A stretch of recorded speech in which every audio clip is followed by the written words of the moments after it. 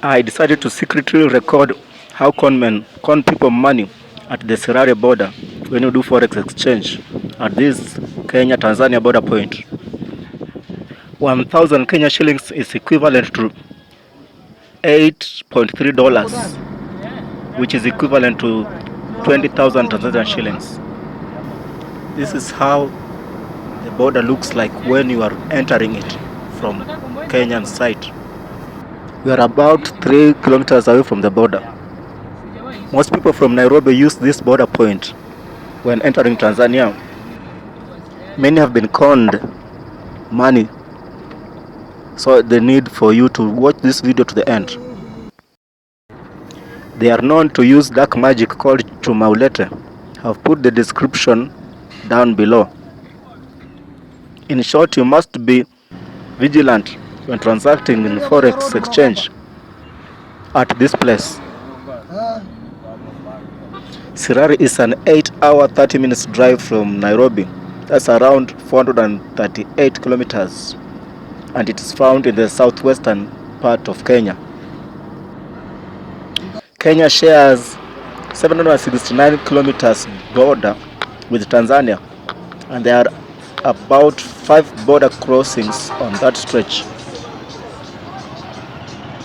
At the farthest end, at the coast, we have the Lunga border. Then it is followed by the Taveta border crossing, followed by Loitoktok border crossing, then Namanga border crossing, and lastly Isibania, where we are right now. Sirari is actually in Tanzania, and it's actually a marketplace or a market center in Tanzania. But people use the name Sirari to generally mean this border area. Legally and geographically, Sirari is in Tanzania, and where we are here is Isibania, which is the border point in Kenya. Besides the normal activities expected at the border, Sirari is famous for 2 things. Sweet potato growing. You'll see big trucks coming from Nairobi to come and pick these sweet potatoes. And it's also famous for sand harvesting. The whole of this region is covered with sandy soil. As I'm walking on this road, I'm actually on the border. The road has not been tarmacked, it's just sand. So it is sand everywhere. On the right is Kenya, and on the left, where we are turning towards, in this direction, we are going to Tanzania.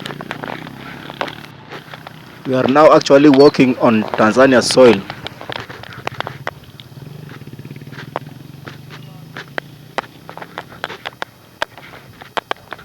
On the right again is the immigration for Tanzania.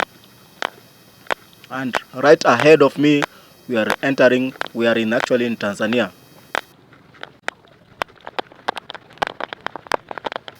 I am walking on the back streets in Tanzania, and right there, that building is the immigration offices of Tanzania.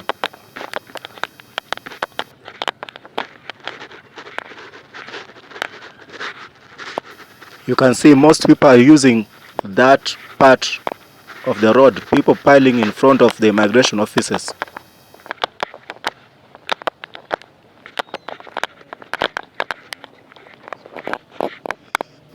The locals don't need to use that part of the road. They use this footpath that I'm on. And this footpath also doubles as a place where border like that person you see carrying a luggage use to transfer goods from Kenya to Tanzania. Now I've walked across into Tanzania. The scene is almost identical to Kenyan people selling wares along the roadside. That tall building you're seeing there is the immigration office of the Tanzanians. And below on the left is where you can do forex exchange. The chuma ulete, the money conmen are also on that part of the road in Tanzania. Right walking beside them are shops where you can buy rice. Most rice that comes to Kenya is usually bought there. As we have noticed, there are motorbikes being parked very close to shops.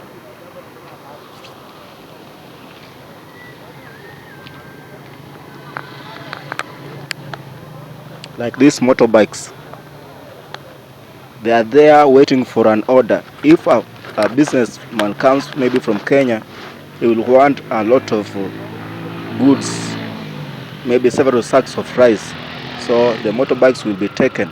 So the whole entire motorbike parking will be taken.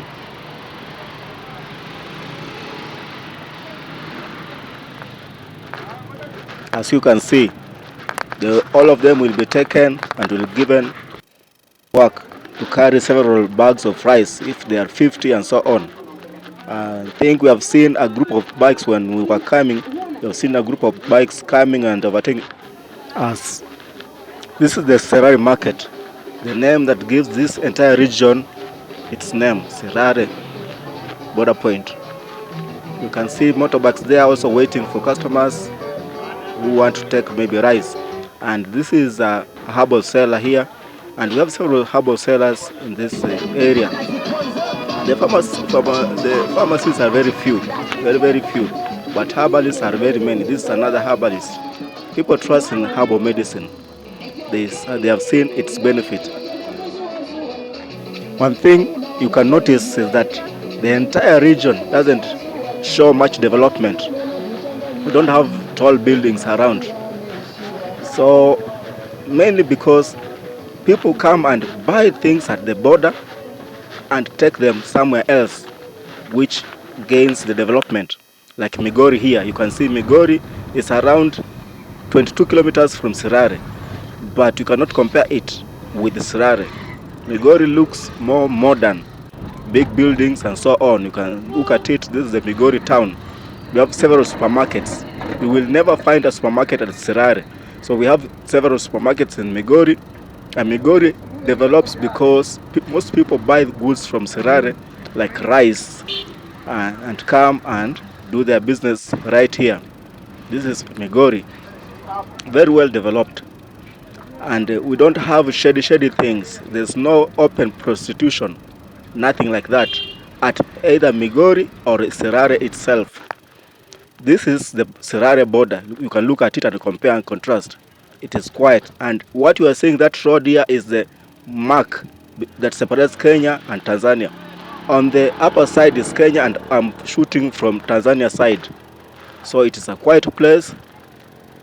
People live right at the border, like those two buildings.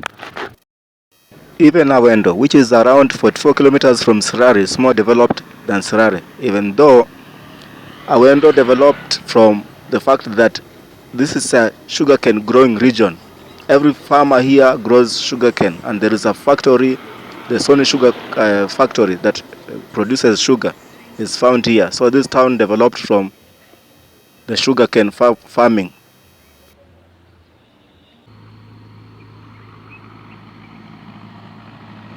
In Kenya, sugarcane farming and harvesting is not fully mechanized.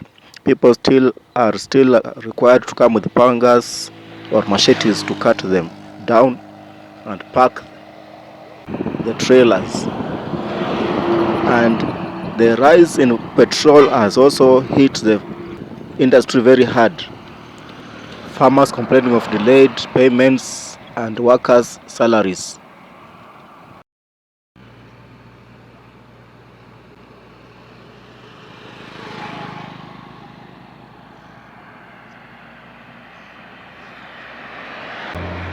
So this is Awendo, a town that developed because of the presence of a sugar factory.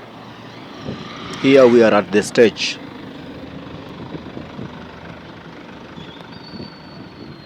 Let's get to the main story. How do people get conned money at Serare border?